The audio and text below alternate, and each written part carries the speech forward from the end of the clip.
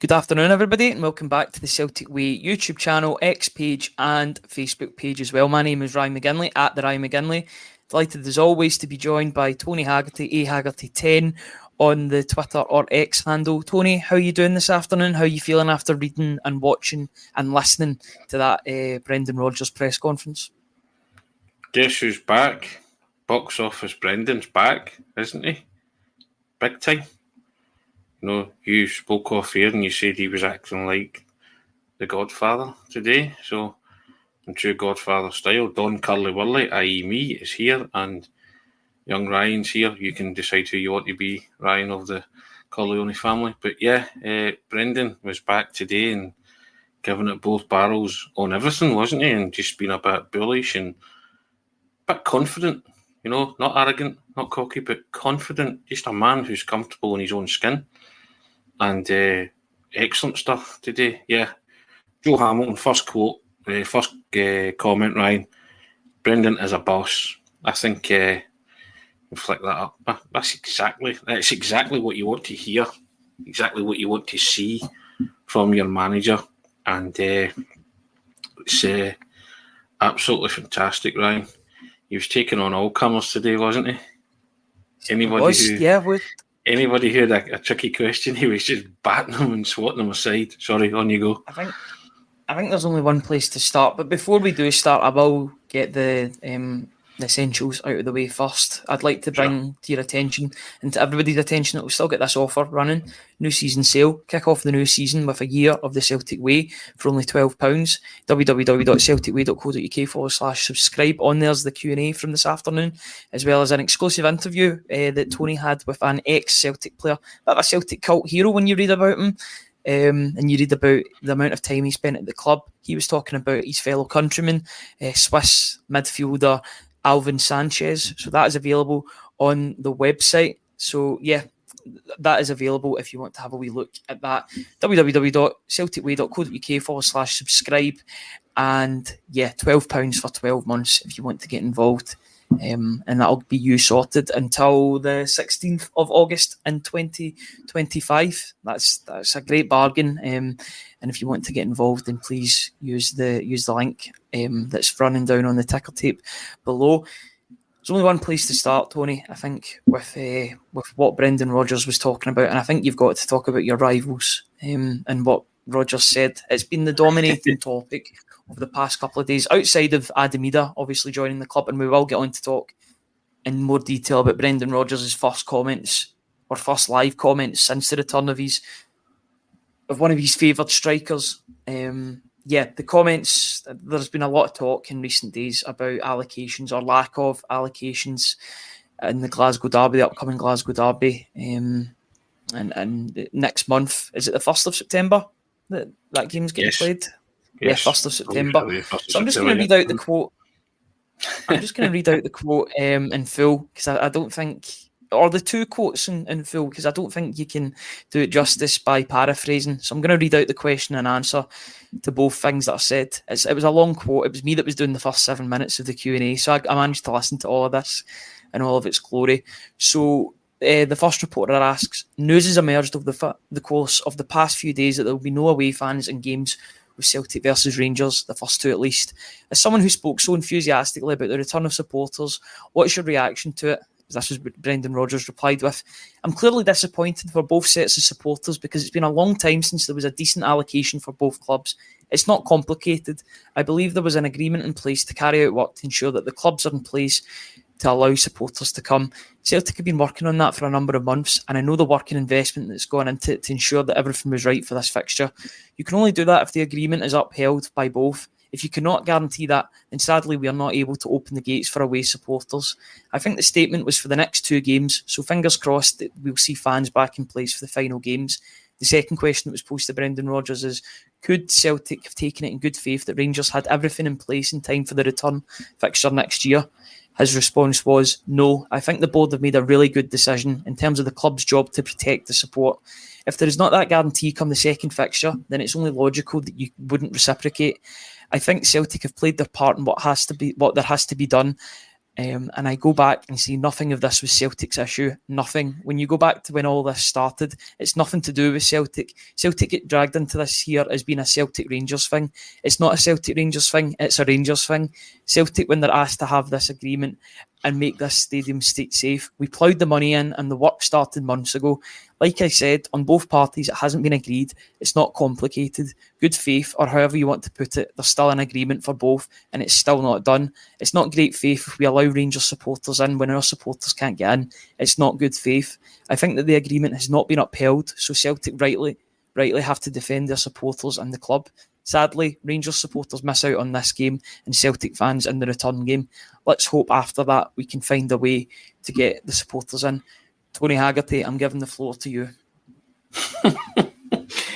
Remember that meme or kind of social media kind of clip where Barack Obama dropped the mic and said Obama out? See, Brendan Rodgers had done that after that. I would have just stood up and applauded in my room watching that press conference. That was a Brendan out moment, wasn't it? Mic drop. You know, you've tried to catch me out with this line of questioning. I'll defend my club and I'll state the facts. He stated nothing but the facts there, Ryan. And this has been, and I've written about it, and I kept putting it up when the ticket issue arose. This has been caused by one club. One club started this, Ryan. Celtic are certainly going to end it. And it's going to be, and the ending is always going to be to a satisfactory conclusion to Celtic. And you now have a man at the helm who's seeing through it for what it is. It's petty, it's stupid. And how can we not agree on things? You know, one club is upholding every end of this bargain here, Ryan. And it's not the club in blue and white. You know, and it pains the manager to say these things. He wouldn't say it, but he feels he has to. He has a duty to protect the club's image, and also to protect the club supporters. And I tell you what, standing ovation for that today, Brendan. Absolutely outstanding. And nailing it. This is not a Celtic Rangers thing. This is a Rangers thing. You know, pick the bones out of that, Ryan. There is no grey area there, is there? No, you can't misquote that either. He's a mastermind in doing this to the media and making his point, putting his point across. He knows what to say. He knows how it'll come across. So he's made it explicitly clear that he of what he means and the message that he's trying to convey to everybody, not just the Celtic support, but the Rangers support, the Rangers hierarchy, the Celtic hierarchy. Everything that he says is calculated. He knows what he's saying. Yeah. He's an intelligent man. He's an intelligent manager. Anybody that had any doubt, and I did have doubt last season about the hunger of Brendan Rodgers being back at Celtic. I don't know why. I don't think there's any doubts anymore about his willingness to take on the task of being Celtic manager. He is fired up and he's ready to go and he's up for it. Front, left and centre today, Ryan. Front, left, right and centre. He was all over it today and good on him. And, you know, lots of issues there. And, you know, you can talk about this ticket issue from now until doomsday. Everybody knows, everybody of a Celtic persuasion and ilk and hue know exactly why it started. You can dress it up whatever way you want, right? It started when Brendan Rodgers was still there in his first tenure. It started after that 3-2 game when Celtic went to Ibrox and won with 10 men. You can trace the roots and the origins back to that. And one club chose to act in a certain way. That's fine. They didn't understand that there would be repercussions for that because Celtic weren't going to just, bow down and just accept whatever terms and conditions they were going to place on this. It hasn't really been thought through. It was knee-jerk to something that they didn't like at the time. Still don't like it. And, I've stated my case many times. Small faces, it's all or nothing for me, Ryan. Even this 700 and 2,500 compromise, whatever is reached, I'm still not particularly happy with that. It's it's the most unique selling point of the Scottish game. There has to be a decent amount of away supporters in at these football matches in the derbies. It's one of the most renowned derbies in world football. But if you have one club, doing everything they can and adhering to all the safety measures, getting all the certificates, doing and spending money on their stadium to make that possible, and another club not even bothering to apply for the certificates or start any work, then how are you meant to do any kind of business? How are you meant to come to any kind of compromise agreement? How are you meant to get round the table and thrash things out? It's nigh impossible. And today the manager's had his say on it. He's just nailed it. This is not a Celtic Rangers thing. It's a Rangers thing. That's it. That's all you need to know. There is no further discussion on the matter until it's a Rangers thing. Take up the cudgels and say, okay, let's talk. We're doing this, we're doing that. We can give you said guarantees. There's no more to be said on it, is there, really? Nah, there's not even much we can say on the current situation. We've read out the quotes. We've both made a point really clear on what is to be expected in the fixture. We know what we want in that Glasgow Derby fixture. We would want there to be more fans, but the 2,500 and 3,000 respectively is the bare minimum for that fixture, in my opinion. What they had before was it was just a really poor amount of fans in the ground. 2,500 is still not a lot. 3,000 isn't a lot either, but it's better than what it was. It was a lot better than what it was. So the fact that there's going to be no fans is extremely disappointing, and it just rumbles on again and again. But I do want to touch upon some of the other points that are made in the press conference, because it wasn't just the Rangers comments. The Rangers comments will dominate, as you would expect, because it factors in both sides of Celtic and Rangers of Glasgow. So they'll be the overriding comments that circulate until the match against Hibs on Sunday. But there's more to that. There's more to this press conference than that, and I want to highlight that. First of all, I think we'll touch upon the injury updates to Kyogo and Alistair Johnson. Quite plainly, Brendan Rodgers said that it was a lighter training session on today, which was the reason why Alistair Johnson and Kyogo weren't pictured in training. That was the rumour and the report that was going about a couple of hours ago. He also explicitly said that Alistair Johnson will be fine for Sunday.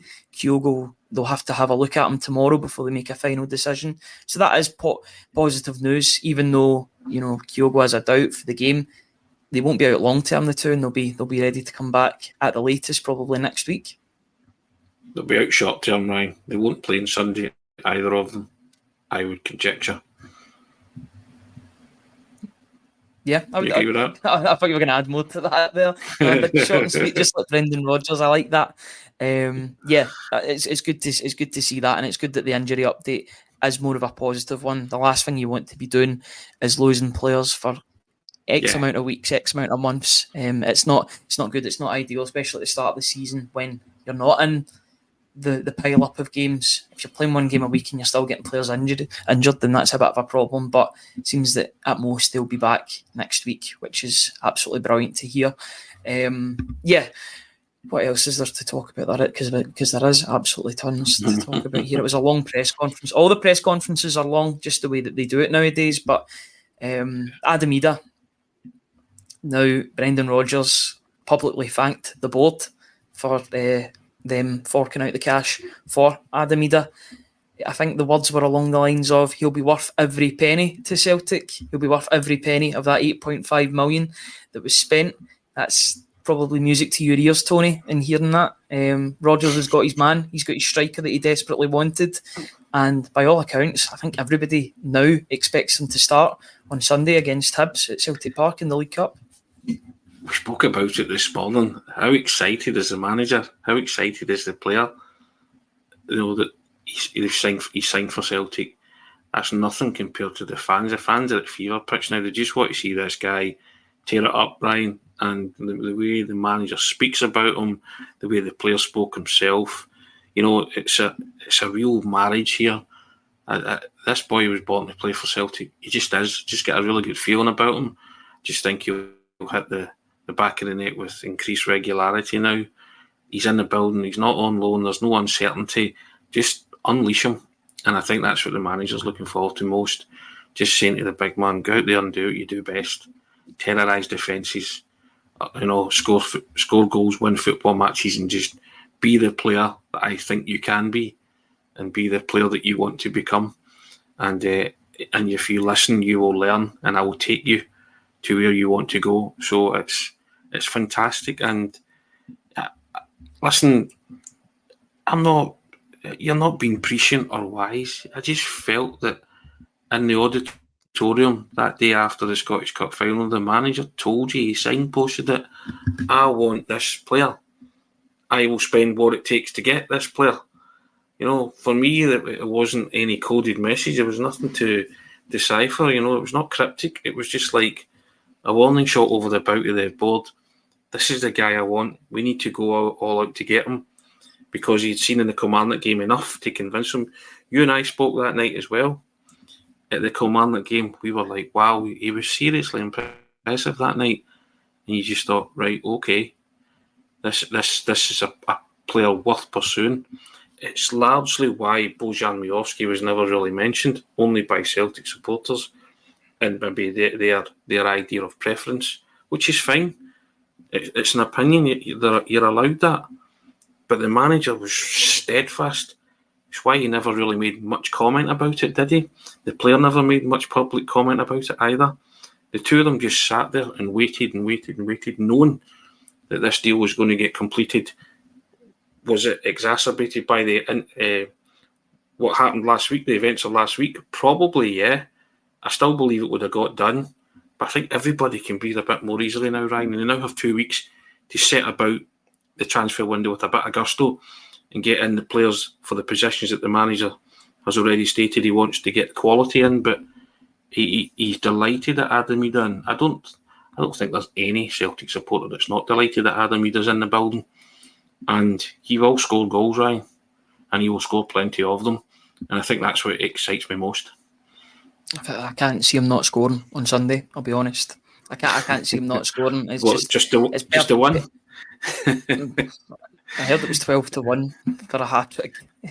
Is that what it is? Sites. Yeah, so that's not bad odds. If you're that way inclined, gamble responsibly, etc., etc. Not for me, but if anybody else wants to take that up, then so be it.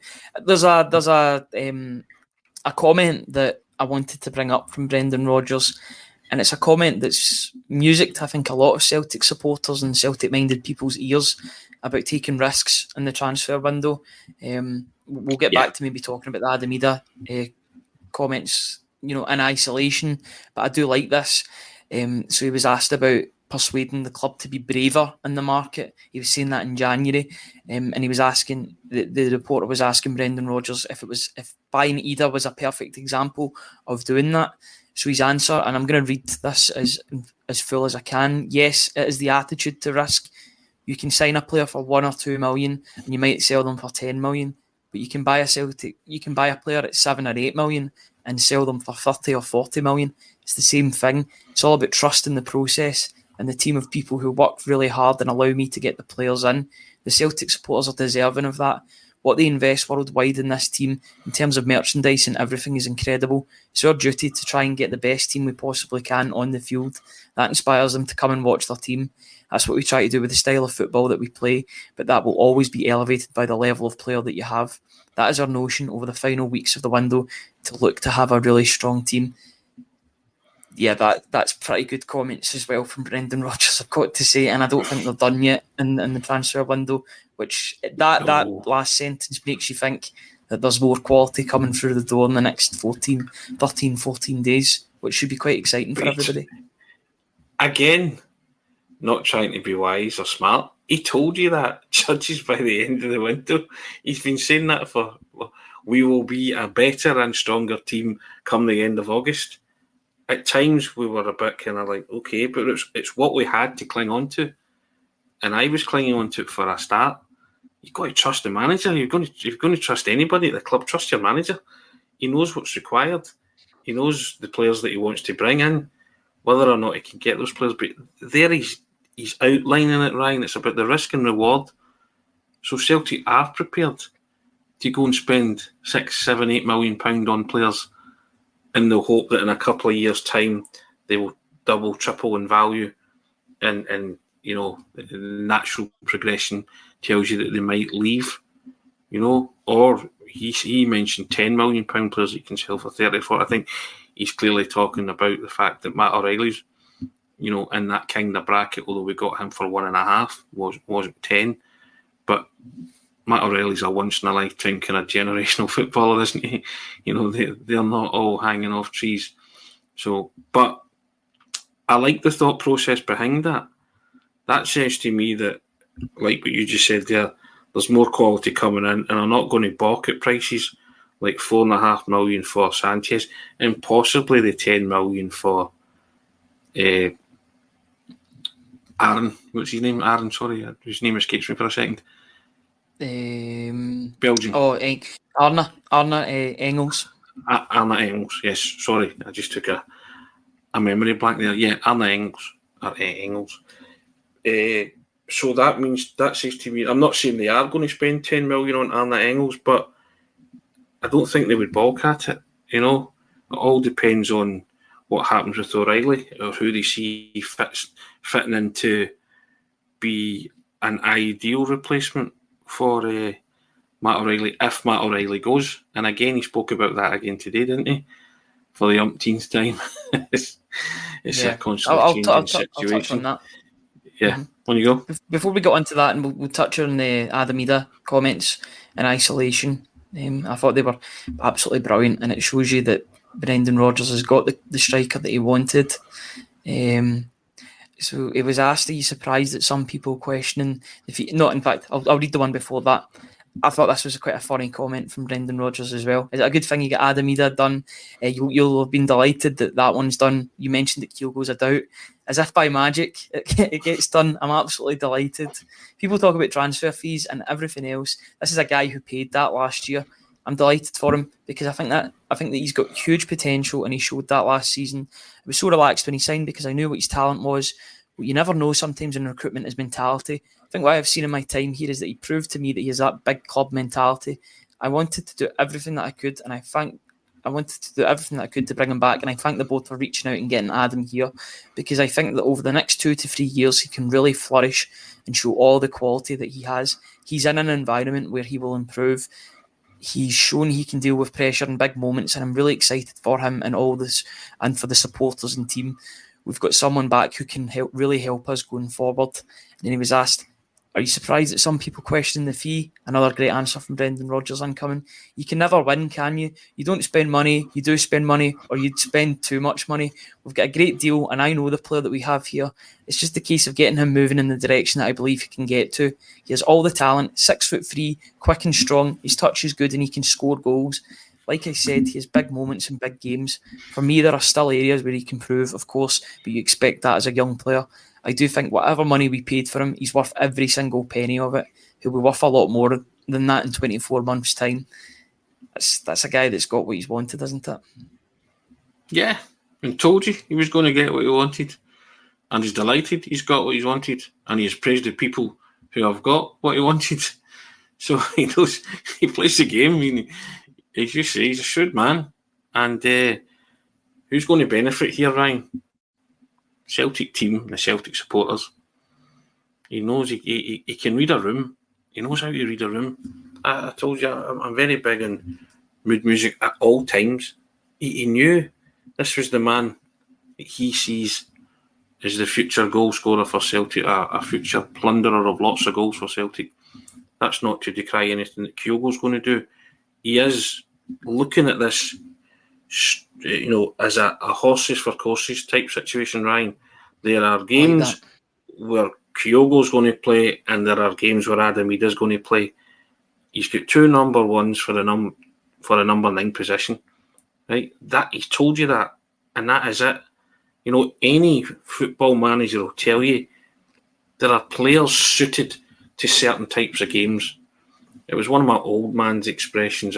He's a horses for courses manager. He managed at amateur football level, and he taught me that expression. I never understood it, but when I was old enough to understand it, and he explained it to me, he would tell me why certain players were playing in certain games. And I thought, right, okay, And 9 out of 10 times it worked. It worked the night at Rugby Park, didn't it? When he played Idah instead of Kyogo, right? It worked big time. You won the league in 5 minutes and at a ground where you traditionally struggled. You relinquished the League Cup on that ground some months before with a dreadful, woeful display. Yet that night they played as well as a Brendan Rodgers team's ever played in both of his stints at the club. So it's just the way his mind works. It's just the way he thinks about football. And I think people are starting to tune into that now. You know the way he's thinking, and he'll tell you. Sometimes he'll tell you explicitly. Sometimes he'll be a wee bit more cryptic about it. But most of the time, if you listen, you can decipher coded messages as well. But you kind of get a hang of what he's talking about, because he breaks it down, because he tells you, because he thinks the Celtic supporters have a right to know these things, and he wants them to have the best team on the park, and he believes this guy coming in will give Celtic a better chance at Champions League level, and he'll represent someone who's value for money and give Celtic an advantage in terms of having the best team that they can on the park. You've got to trust him. He's not been wrong so far, has he? Well, the board's trusting him because that's why they've worked out a combined, well, not a combined, but like a total of 9.5, 8.5 plus the million in add-ons. They trust the manager, they trust the manager's judgment, and they trust the player that they're signing. They've got the track record. Look at what he did in the Scottish Cup final. Look at what he did against Motherwell, against Hibs. The proof is in the pudding there. And yeah, he's a player that's going to get better. He's only going to get better. I think that's what people forget, and what people maybe say when Celtic are standing still. I think they fail to realise that players can improve as well, season on season, especially when they're working under a manager who has an incredible track history, not just at Celtic, at Leicester, at Liverpool, at all the clubs he's been at, basically, of players getting better under his guidance, at Swansea too, probably even at the other clubs that he's managed that. He's got that track record, and he will improve. Adam Idah will improve. The Norwich manager thinks he'll be a Premier League striker. I do agree with that as well, but I think he's in the correct environment to really develop and be that main man for Celtic. Kyogo can help with that too. I think the two of them will be sharing that number one striking role. And bearing in mind, the manager's bigged him up, said he's worth every penny, and then said to you, but he'll improve. Do you know why he'll improve? Because the manager will improve him. That's why. He sees the raw material here, Ryan. He's just going to bend him and shape him into the striker that he wants to be, whether or not he plays in the English Premier League in 2 years' time, 3 years' time, whatever, is up to Adam Idah. But whilst he's here, he's learning under the best. And that's going back to what we've spoken about for a long, long time. This elite level quality that Brendan Rodgers has. He will take the raw material in Adam Idah and he will make him the finished article, or as close as damn it to the finished article, by the time his 5 years are up at Celtic, if he stays for 5 years, of course. But he's got every faith in his own ability to do that, and he's got every faith in Adam Idah's ability to rise to that challenge and step up to the plate, and that starts on Sunday. And what a feel-good factor you've got going into Sunday, Ryan. A sort of homecoming for Adam Idah. Second homecoming, bill it whatever way you want. But, all eyes are going to be on that guy on Sunday, aren't they? He's the man on Sunday. But he wants all the eyes on him. He doesn't. And he's not. Yeah. And he's that laid back. He's just like, fine, 9.5 million, I don't care. That's not my doing. I just want to go out there. And so, but all the Celtic fans that are going to pile into Celtic Park on Sunday, they are excited to see Adam Idah, aren't they? It would be great if we got a hat-trick.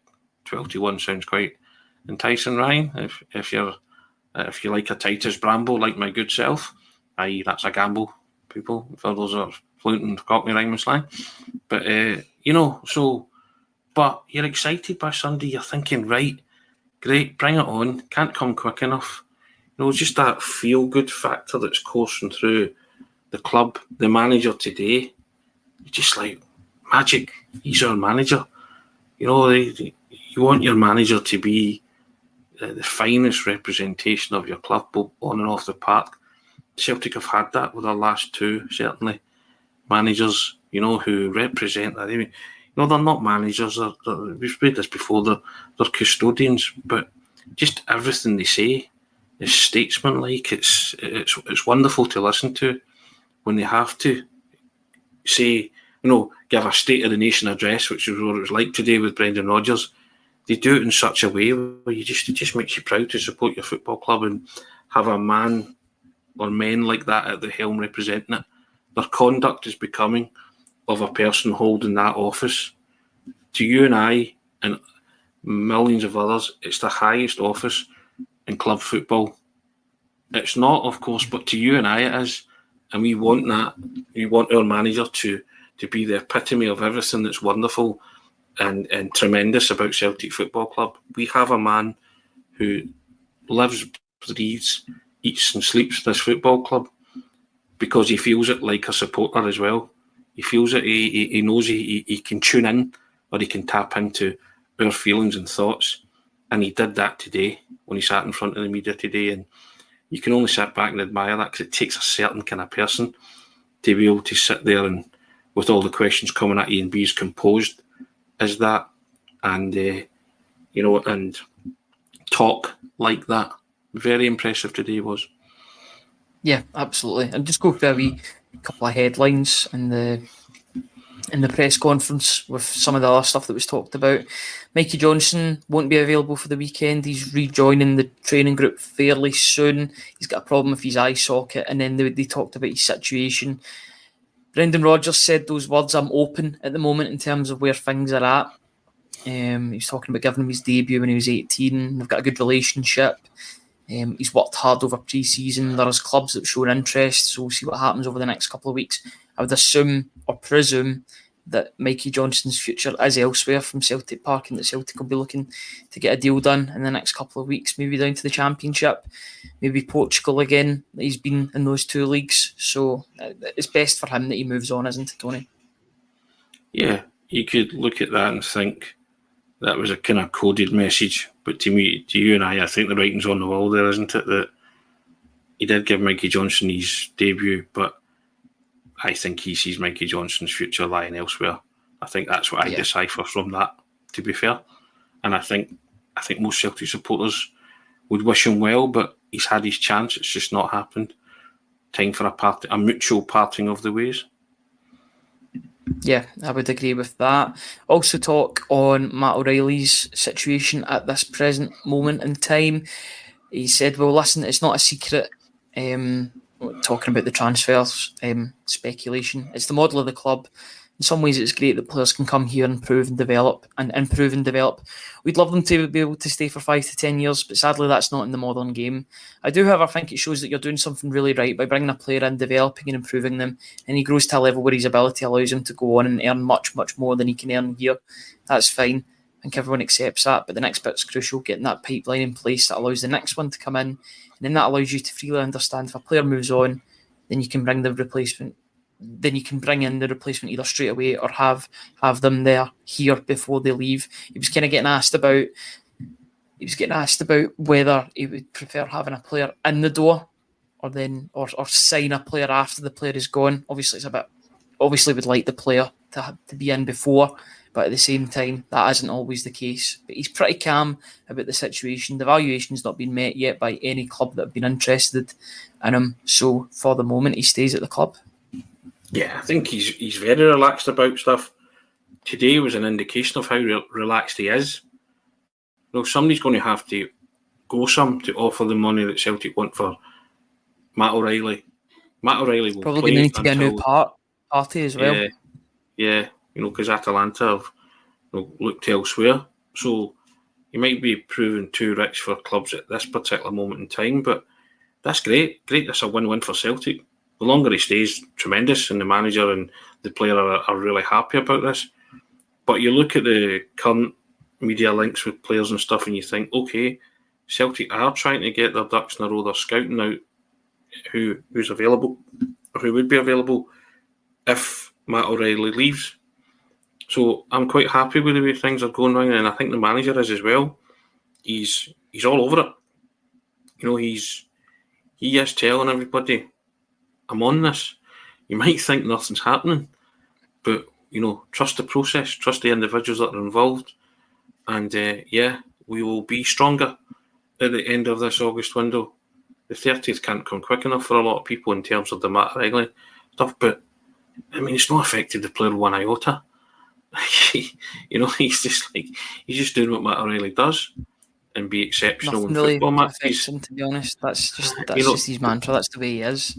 The first time it affected him was Atletico Madrid, but he admitted that himself and I remember saying it in one of the pods, it was because it was the first time it had ever happened to him in his career.